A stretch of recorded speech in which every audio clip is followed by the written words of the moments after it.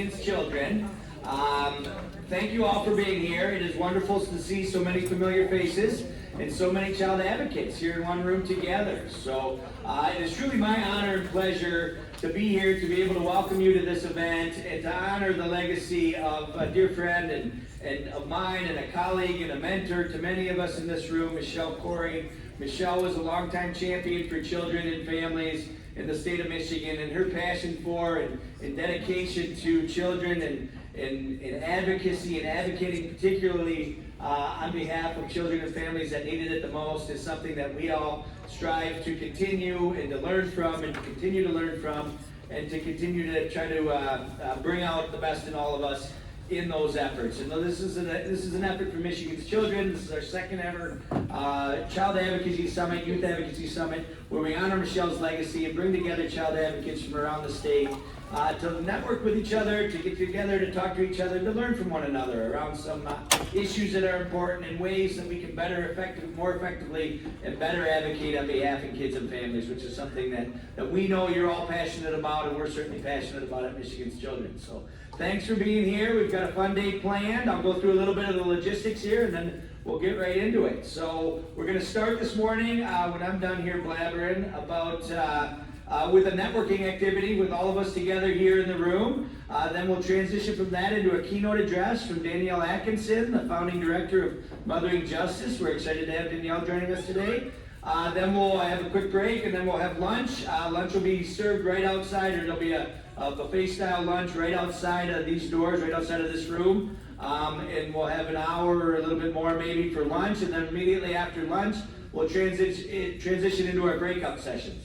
We have two exciting, or 6 different breakout session opportunities, 2 different periods. Each of those will be about an hour, and so from 1 to 2, or close to 1 to 2, we'll do our first session. We'll have a short break in between, and then another breakout session from 2 to 3. So we'll all be done here by 3 o'clock. People can get back on the road, wherever they came from. Hopefully the traffic and construction is not too bad. I'm not sure about the weather, what we can do about that, but that's our plan for the day. There's a number of us from Michigan's Children in yellow shirts walking around. If you have any questions, concerns, please just grab one of us and we'll be happy to help you, but it should go pretty smoothly. We've done this before, and this is a good venue. We want to thank the DoubleTree for hosting us here today. And I'll just close before I transition over to Heather to lead the networking exercise, that I think the timing of this is absolutely critical and absolutely paramount to what we're trying to do. I mean, literally this morning, before we all got here, the U.S. House in Washington passed what the president calls one big beautiful bill. We have a different name for it in our office, as some other folks might as well. But so that effort now transitions over to the Senate, but obviously a lot happening, a lot of opportunities for advocacy efforts at the federal level, and literally as we speak as well, there are negotiations starting, or the process is underway on our state budget process right here with our state legislature in Lansing. That has turned into quite a mess and will continue to be quite a mess, but something that child advocates and family advocates are going to have to be engaged in and connecting with and working with their elected officials on all the way through the summer and into the fall. So from an advocacy standpoint, these are critical times. I know challenging times, right? They're challenging times for us. We're living this day to day. They're challenging times for everybody really who cares about kids and families and what's best for kids and families. But I think it's more important than ever, or as important as ever, for us to get together, to learn from one another, to support each other, and to try to become better and more effective advocates as we try to navigate these difficult and different political landscapes and challenges that are ahead of us. Because the work won't end, we know that, and we got to do all that we can to continue to fight to make Michigan the best place to be a kid and to raise a family. So now it's my pleasure to introduce Dr. Heather Boumstel, the Vice President of Michigan's Children, and she'll talk you through what we're going to do for a networking exercise here to start off our day.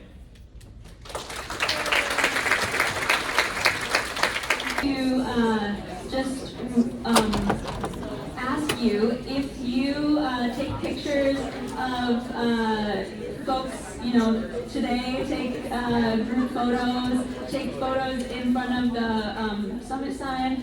We'd love to see them. So tag us on Facebook, on all of your social media platforms, so that we can see them and reshare. And also, there's in the middle of each table a feedback survey.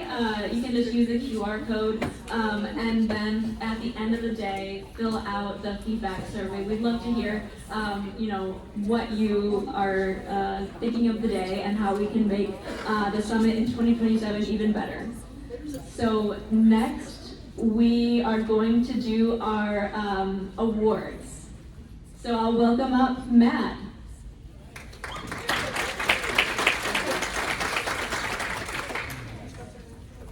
Thank you, Maddie and Dr. Heather. There was a lot of networking going on right there. I love it. People are excited. That's great. So now we are at, a couple things. We are at my most favorite part of the program, where we get to recognize some young people who have already established themselves or are emerging as rising stars in the child advocacy world. So I'm very excited about that. I also want to take this moment to, let me grab my paper real quick.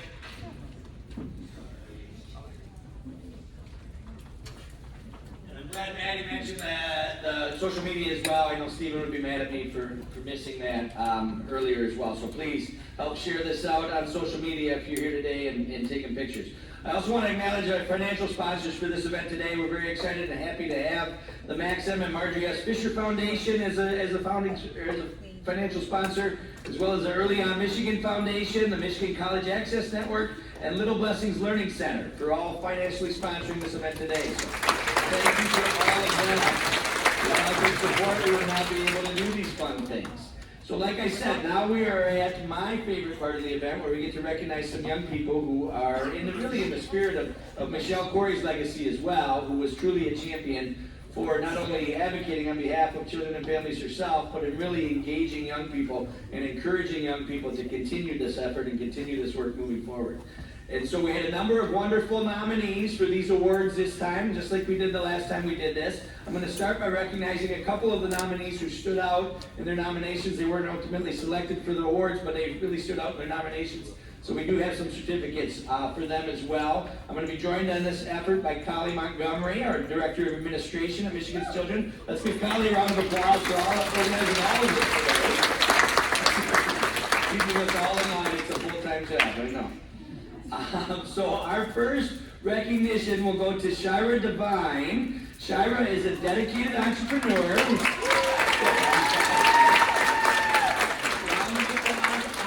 I'll give a little spiel about each of the honorees, or the award winners and the honorees, and then give them an opportunity to speak if they want to or not. We're hoping some of them do. So Shira is a dedicated entrepreneur who's passionate about empowering individuals through holistic community support.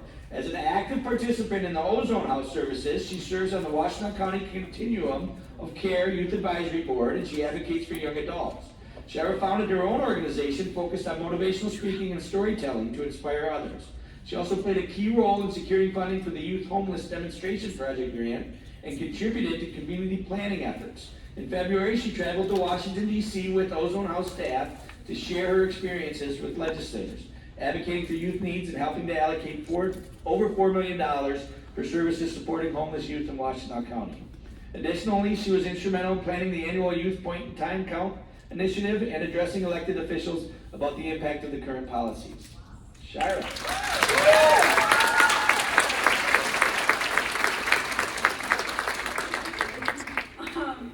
Thank you. This is kind of unexpected.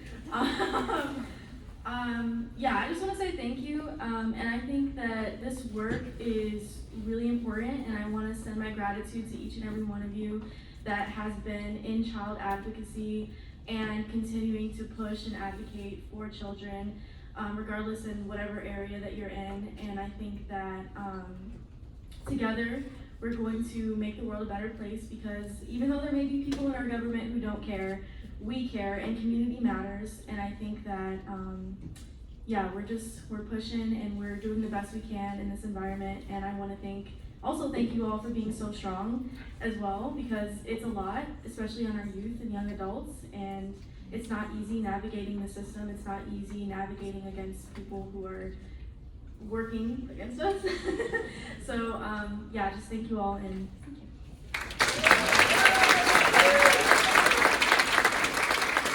Thank you, Shira. Next, we'd like to recognize Alyssa Andrews. Alyssa is a graduating senior at Eastern Michigan University. Her leadership has helped fuel vital discussions with decision makers at the Michigan Department of Education as well as the Michigan Department of Health and Human Services and contributed to the passage of House Bill 4676. She has also facilitated a key foster youth-led convening on education reform, and her advocacy helped secure nearly over $11 million in pandemic funds for Michigan's foster youth. She also championed an initiative to digitize the MDHHS child welfare software for better youth engagement, which began development in 2024. Additionally, she also advocated for increased stipends and supported the passage of several public acts benefiting foster youth in 2021 and 2022. So congratulations, Alyssa.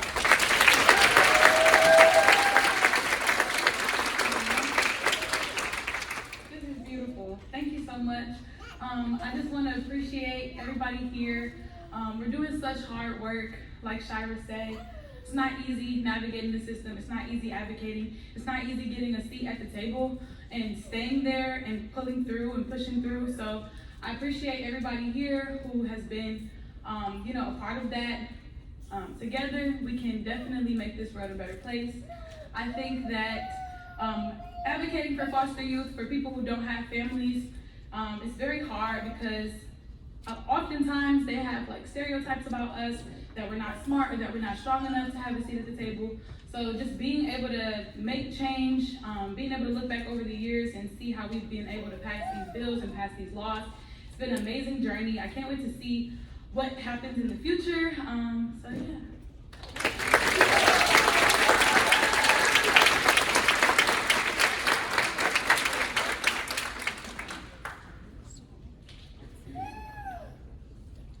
Oh, you're fine. You're fine.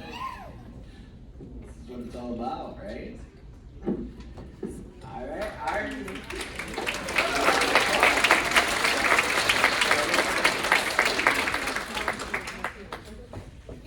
All right. Our next honoree is going to receive the Emerging Star Award. It's my privilege to recognize Jayla Allen.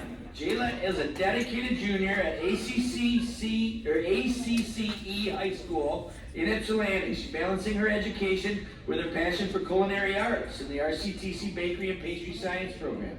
Since October of 2023, she has served as a peer outreach worker at Ozone House, creating a safe environment for youth.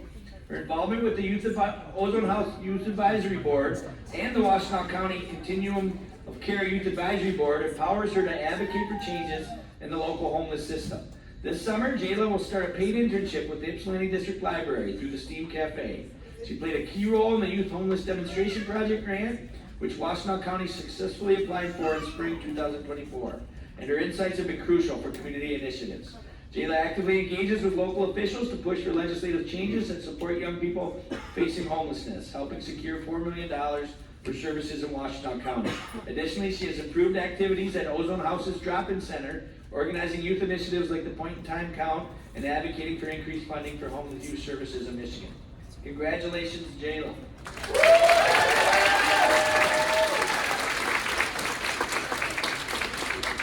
Hey y'all, I didn't know I was gonna get this. I really didn't even know Jenna put my name in there. But it's okay, I agree with what you said and everything Shara said. It's definitely hard out here, but if it's a couple people who care, it's gonna get somewhere, Thank you all.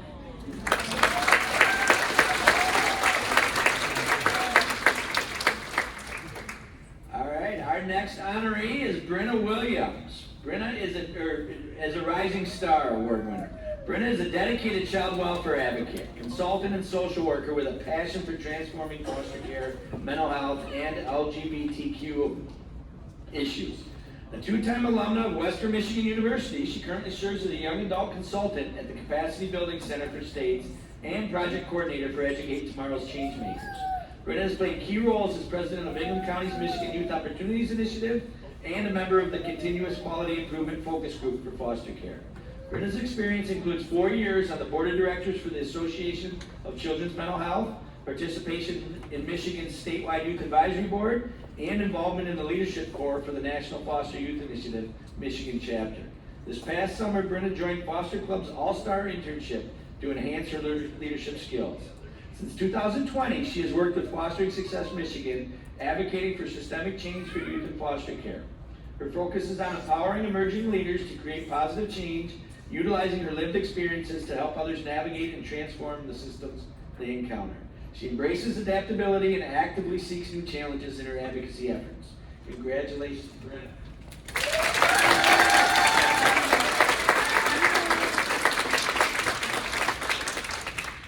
Wow.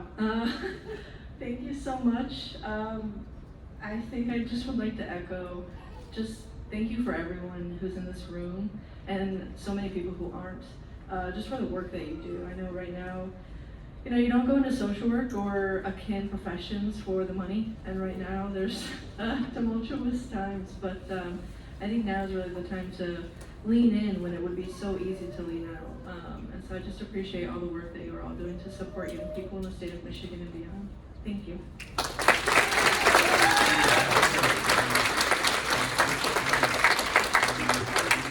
Thank you, Brenna. And our final award winner for the Another Rising Star Award is Alexia Roberts. Alexia Roberts is a dedicated youth advocate with the Park West Foundation, striving to uplift youth in foster care. After facing challenges that led her to drop out of school as a teenage parent, she took control of her future by re-enrolling and is set to graduate and start college in spring of 2025.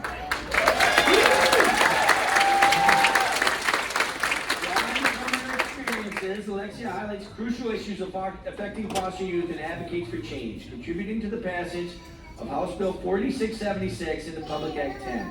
She recently testified before the Senate Committee on Housing and Human Services in support of Senate Bill 18, aiming to end the unfair removal of Social Security survivorship stipends from families in need. Her efforts have also helped pass Public Acts 10, 11, and 22, improving educational outcomes for students in foster care. Congratulations, Alexia.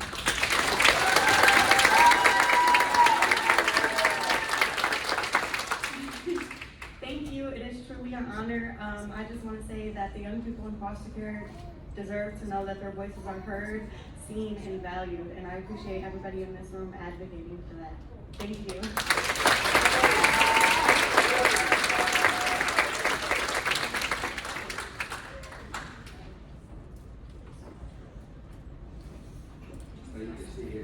Just hold the award over.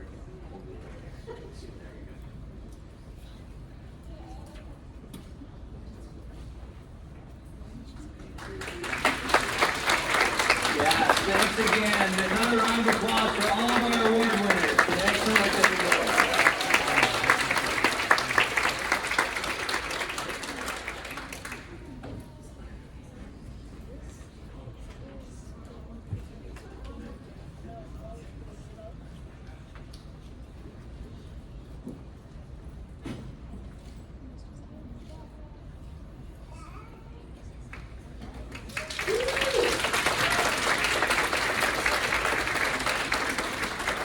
I don't know about for everybody else, but it's inspiring to see these young people really take a leadership role in these efforts. I think it's incredibly important, especially in these challenging and difficult times, that all of us, even more seasoned or veteran, or even I'll call myself old, child advocates, are experiencing right now. It's especially encouraging and enlightening and heartening to see young people following in our footsteps and even leading us beyond where we've gone in advocating for kids and families. And taking advantage of their life experiences to make the world a better place for Michigan and for kids and families coming behind them. And so that's part of what we do at Michigan's Children. We always feel it's very important to continue to do all that we can to build the next generation of child advocate leaders, and recognizing them for their efforts that they're doing at a young age is an important part of that. So thanks everybody for being a part of that, and thanks again to the honorees for the excellent work that they're doing. Well, now it is my pleasure to introduce a friend and colleague of mine who is truly a rock star in the advocacy world as our keynote speaker. Danielle Atkinson is the founding director of Mothering Justice and the Mothering Justice Action Fund, where she has really led the effort and is at the front edge and leading edge of advocating and really equipping and engaging mothers and creating mother activists throughout the country and bringing them together and pushing forward on important social issues that impact families and kids. So everything from earned sick time to raising the minimum wage, and you can't name an issue that's important to families and children here in Michigan and across the country that Mothering Justice is not leading on and at the front edge of. So we're very honored and excited to have Danielle here as our keynote speaker, and I'll turn it over to her.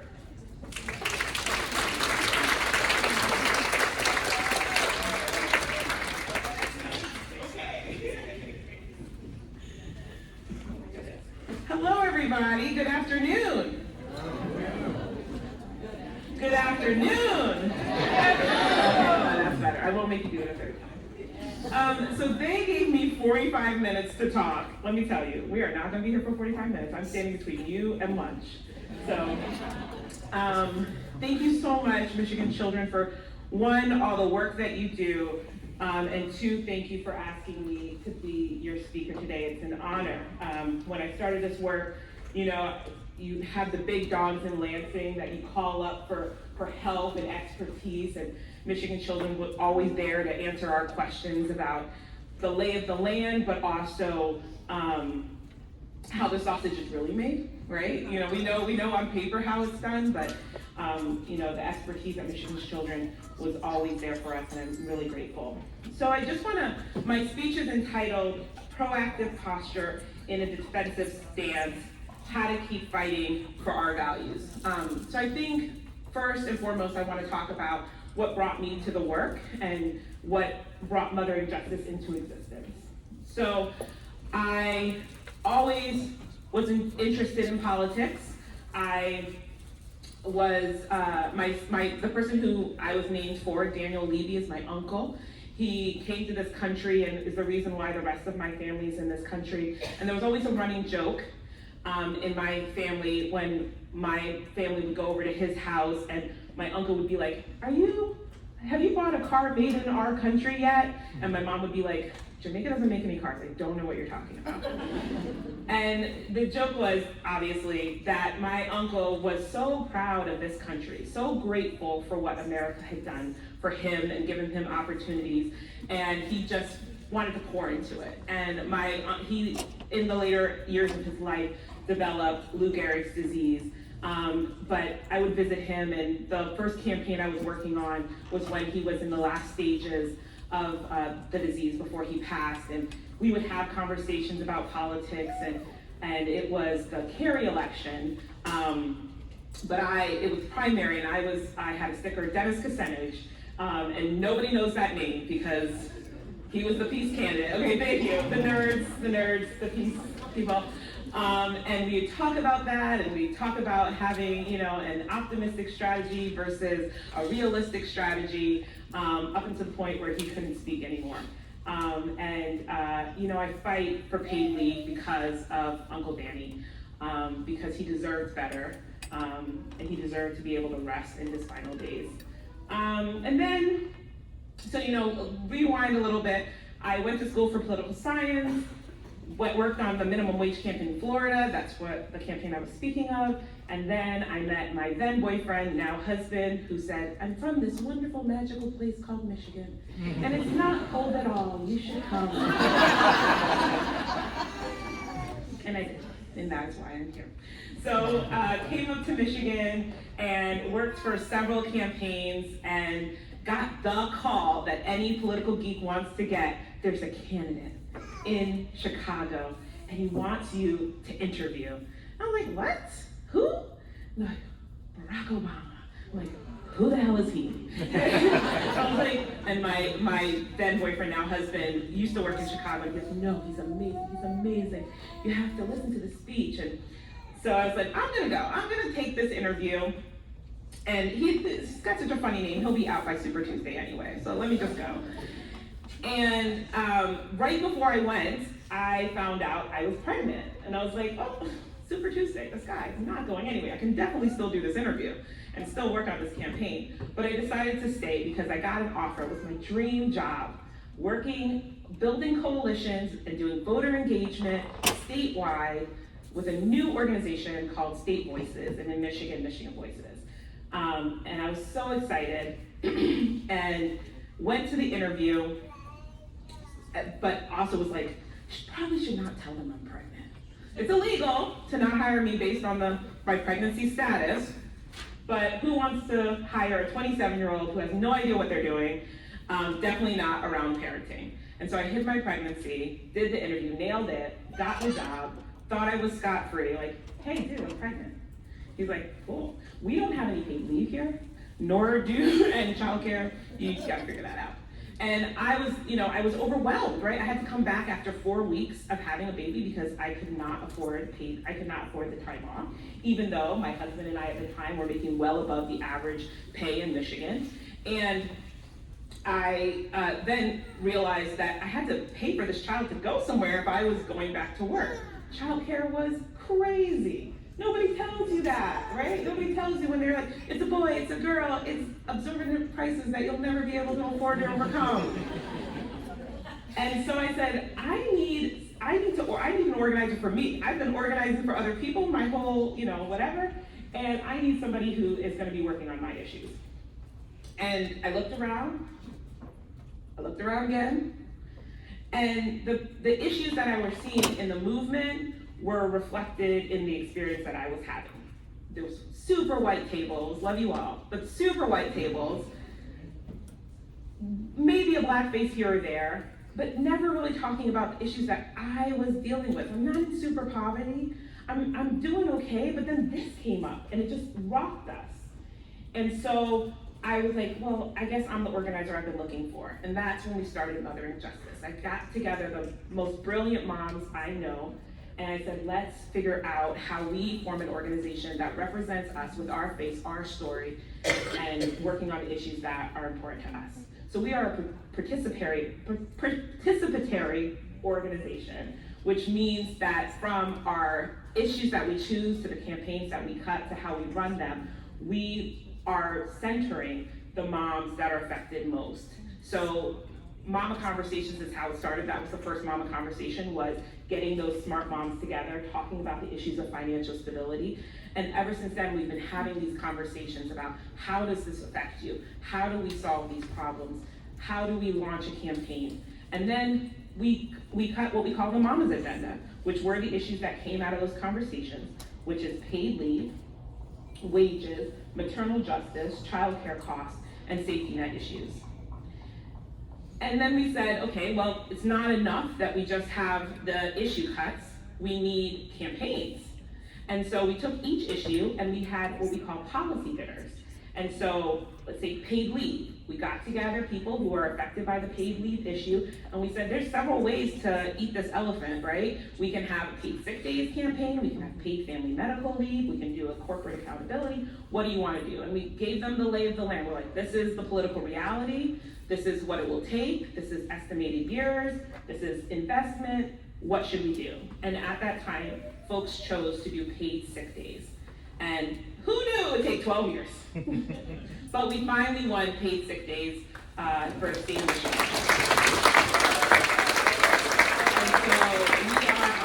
And so we have been working on issues just like that since our inception, always centering the voice and the attitudes and the desires and the will of our moms.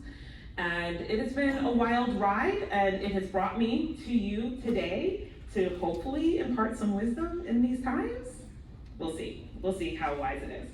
But I do have some scripted remarks to share with you guys, so bear with me. I was writing them while I was taking care of these babies. So since that baby that I talked about, Eva, I have had 5 more. And so I have 6 babies.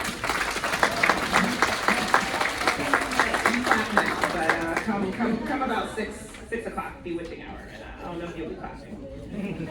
But, so we are living through times unlike any we've seen before. Time when fundamental principles of democracy are not only up for debate, but they are under attack. We have a president who undermines the balance of power, disrespects due process, reshapes foreign policy with recklessness, and attacks our judiciary. We've seen banned books, classrooms censored, and the vital work of inclusion and equity be reframed falsely and dangerously as forms of discrimination. And most frightening of all, members of our community are disappearing. Our children are being ostracized simply for existing and wanting to play sports with their peers. This is not normal. For those of us who care about liberty, about dignity, and democracy, this is not a drill. But unfortunately, we can't panic. We have to respond intentionally, strategically, and rooted in purpose. And yes, it is hard. It is hard. So I had some notes as to what I was doing at the time. Bear with me. So right now, as I write this, my husband just walked in to compare calendars, and I realized the chaos is not just in the headlines, it's in our homes, it's in our inboxes, it's in the rhythm of everyday life. It's like a reoccurring calendar alert that we just can't turn off. Just yesterday, I paused from working on these remarks to play with my daughter, who was pretending to make smoothies in the bathtub, because we're not just activists, we're not just organizers, we're not just policymakers, we're parents, we're partners, we're neighbors. We're trying to raise our families and stay present while fighting for a future that sometimes feels too fragile. So how do we hold both the urgency and the ordinary? When I was asked to speak about this today, I paused, because how do you put words to the road ahead? I won't pretend to have all the answers, but I want to offer 3 ideas, 3 anchors for us moving forward. How we stand, how we fight, and how we win. So how we stand. We have to be rooted in our values, boldly and unapologetically.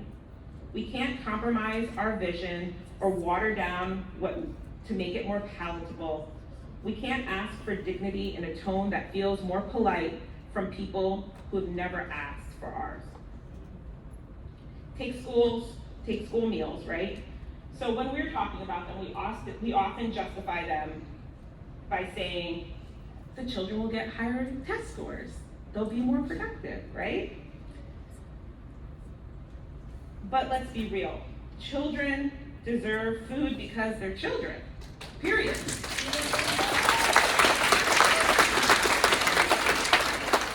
And unfortunately, that argument that we use has bitten us in the butt numerous times, right? So there was a representative, I cannot remember what state he's from, but his quote when talking about school meals, if we're tying ourselves to federal funding, shouldn't we be measuring improvements? Otherwise, we're just throwing money away. That's our fault. We set the frame that he just walked right into. We have to live in our values unapologetically. This is what happens when you reduce values to metrics. We cannot have to prove the worth to secure care. Also, we have to stand in solidarity across identities, across issues. I always turn to Black feminism when I need some help. And what it teaches us is all oppressions are interconnected. We cannot fight for children while ignoring the rights of trans children to have access to health care.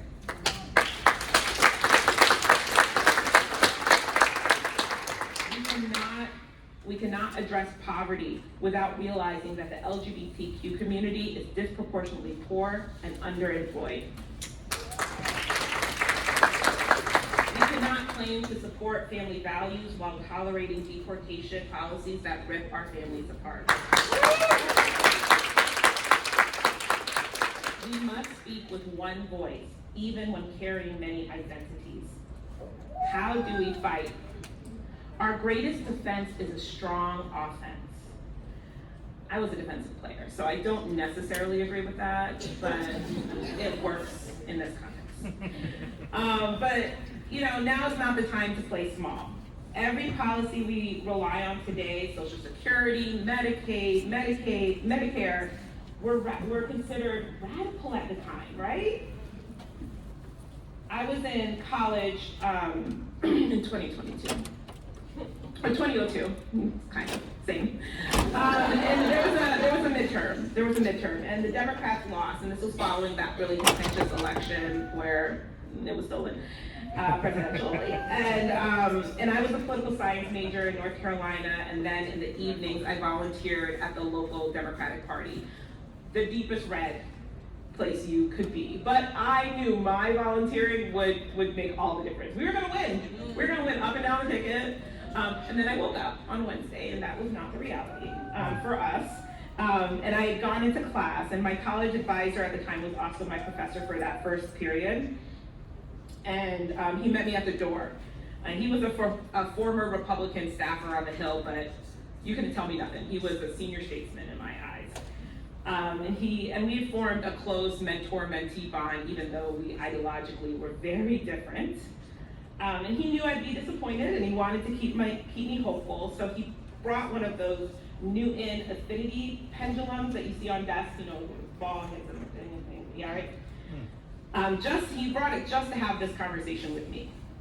And he said, Danielle, politics is like this pendulum. The harder you hit, the further the ball on the other side swings. And he said, your time will come. And I carried that with me, and I've carried it with me for a really long time. The pendulum has gone pretty far, and it is time for us to hit back.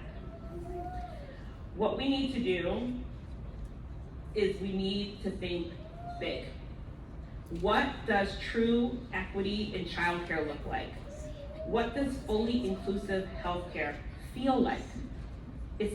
Now is the time for us to take those model bills off the shelf and run them as ballot initiatives, y'all. I'm doing this not only to win the substantial quality of life increases that will happen when we win, but to show the world that this is what it's like. We can show people. My father and his wife came up here for the first time for Thanksgiving a few years ago, and I wanted to show them everything, right? And I'm taking them around, I'm taking them to the Riverwalk and doing all of these things, and they're like, we have nothing like this in Florida.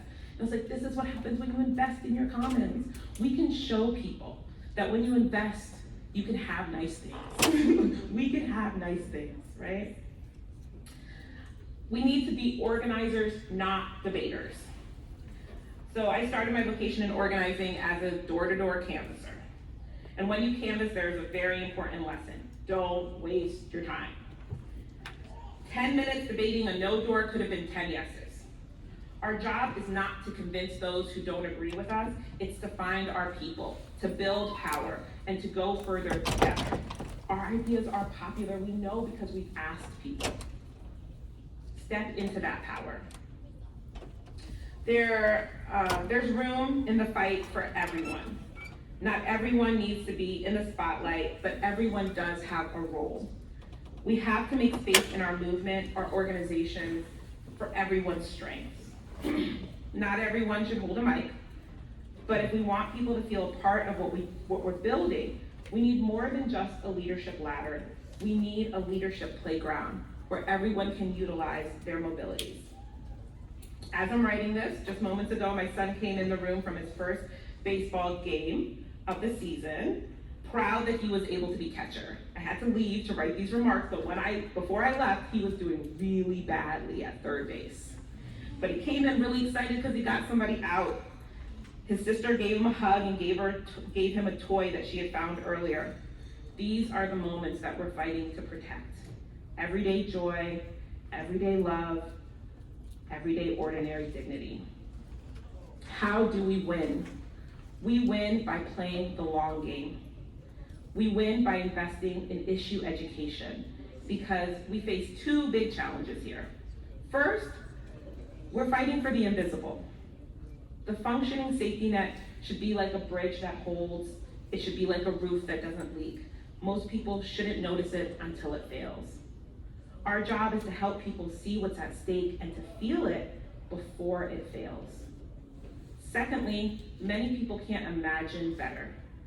That's where we come from, and this is where we come in. And when I say most people, I'm not just talking about the people we're organizing, I'm talking about the people in this room. Years ago, I participated in a workshop by the Center for Artistic Activism. They challenge us to dream beyond the incremental policy wins, to imagine a community rooted in abundance, mutual care, collective power. They took the abstract idea of living without walls and turning it into a vision of a neighborhood co-op and community gardens, an idea about food abundance into a fight about local grocery stores. Imagination is a form of resistance. And this is the basis for those mama conversations that I was talking about earlier. We help women step in to their imagination. What does it look like without the barriers? It's really hard to imagine. And when we've been working in these policy spaces for a really long time, it's hard to imagine anything more than pre-K for 3-year-olds, right? We must plant our ideas as seeds and tend to them patiently and wait for them to harvest. But we also have to stay rooted in resilience. At Mother and Justice, we talk about how we're investing in people who are working for us right now. For some, and we do this because for some caregivers, they may not live to see fair wages for themselves. For some moms, they're gonna deliver their last baby before we see bias-free healthcare system. And the children whose childcare we're fighting for, they'll graduate before we get universal childcare. So how are we holding people right now? How are we caring for the warriors that we're enlisting in the fight? Our community has always known how to survive and to thrive through cultural, spiritual traditions, through movement, through dance, mutual aid, meals, rites of passage, and just being together. I have a teammate, Aisha Wells, and she says, yes, Aisha! And she always says, a meeting without food could have been an email. So how are we nurturing our movement? Not just in purpose, but also in practice. Just now, I paused again to check on my teenage daughters. My 15-year-old Livia has been begging me to read a book called Fish Don't Exist. I don't love it, but it's the first time I've seen her eyes light up around philosophy. So we're comparing notes because connection fuels the fight. That baby don't need to be quiet. Sing, baby. Okay, listen, I just finished the book on the way here. It's not that bad. Okay. It's actually good. Fish don't exist. But you know, in the other room, I hear my mother and my daughter talking about dessert. My mother just moved in with us from Bowie, Maryland, after living with my sister. My sister told us last year, January, if Trump gets elected, I'm leaving. I'm moving to Portugal. And she is moving on July 2nd. She doesn't believe this country is safe anymore for her, her wife, and her daughter. And usually when I tell my story, I talk exclusively about my parents, about their hard work, about being immigrants. I'm the first person in my family to be born in the United States. I never knew a time when my mother worked fewer than 2 jobs. I believe in this country because they believed in it. But today, I'm not just fighting for the American dream that they were promised. I'm fighting for a country where my niece can come back to. We are standing in a moment of deep uncertainty, but also immense possibilities. That pendulum can swing back. What is possible because of the people in this room. So let's show up, not just for resistance, but for renewal. Let's speak boldly, act collectively, and love this country enough to transform it. Thank you.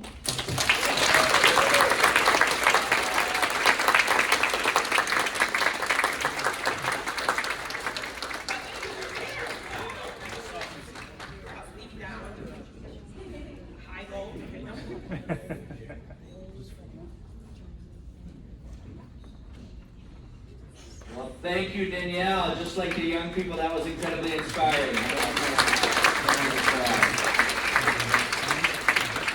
And as Danielle alluded to, and as I did as well in the opening comments, the time is now, right? I mean, the long game starts now, or already started. And so even though we're seeing these challenging things happen, like we talked about just this morning, the one big beautiful bill, right, that we don't call that, passing the House, and now moving on to the Senate, where it becomes more challenging for us as advocates in Michigan to be involved with our 2 Democratic senators who thankfully are opposed to everything that's, or most everything that's in that bill. But it's still important for us to tell the story of it, and to tell people what's in it, and to tell people about the bad decisions that those that have been elected in Michigan to represent us made in support of that bill, and that's important for us to tell. And now that the unfortunate tragic consequences of that bill shifts to the state legislature as well, where we're going to have very difficult state budget situations to deal with. One that we're in the midst of right now, where we have a state constitution that requires us to pass a state balanced budget by October 1st. And we're going to have very hard decisions to make, the legislature and the governor, and a big political battle that's already started, that's only going to get worse and uglier here in Lansing between now and October 1st, that we need to be engaged in, and we need to be fighting for the values that Danielle talked about, and recognizing as well that a lot of this is happening because elections do have consequences. And so all of the work that we're doing, all of the messaging that we're sending out, and the organizing and the activating that we're doing with people throughout this state is aimed at those next elections to make sure that we have better outcomes and better results, and can create the Michigan that we want to see, and the Michigan that will be a better place to be a kid and to raise a family. So take that with you as we head into as a couple more just housekeeping notes.